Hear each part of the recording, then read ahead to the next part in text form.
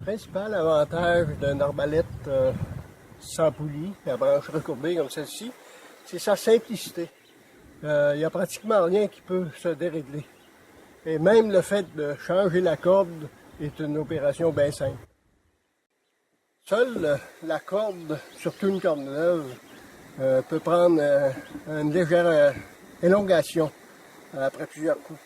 Mais même à ça, le réajustement est très facile quand on sait comment s'y prendre. Pour ce type d'arbalète-là, il y a un accessoire que tout utilisateur devrait posséder.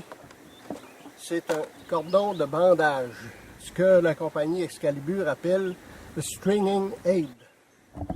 C'est un cordon de longueur ajustable qui comprend des espèces d'étriers caoutchoutés à chaque extrémité et qui sont conçus pour s'introduire à l'extrémité des branches de l'arbalète. Une fois les étriers fermement introduits sur les branches, il s'agit de venir encocher le cordon sur la gâchette pour tendre partiellement les branches et détendre la corde. On va alors s'assurer d'engager le cran de sûreté pour prévenir tout déclenchement. Et si l'arbalète dispose d'un système de prévention de tir à vide, ça constitue une deuxième garantie sécuritaire.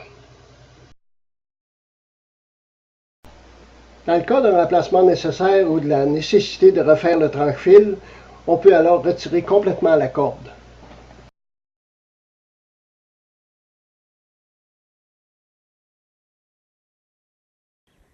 Avec un cordon de bandage et une corde de rechange, un utilisateur d'arbalète à branche recourbée comme celle-ci ne serait jamais mal pris, même en terrain de chasse éloigné. Le cordon de bandage a aussi une autre importante utilité en permettant d'ajuster facilement et précisément la longueur de la corde. L'arbrier ou la rampe de lancement de certaines arbalètes Excalibur porte des lignes indicatrices à l'intérieur desquelles la corde devrait se retrouver au repos.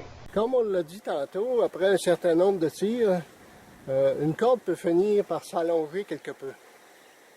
Et ce qui réduit la distance de bande d'arc. C'est la distance entre la corde et l'arc lui-même. C'est un détail que bien peu d'utilisateurs s'occupent, mais qui peut causer une certaine inconstance dans la précision du tir.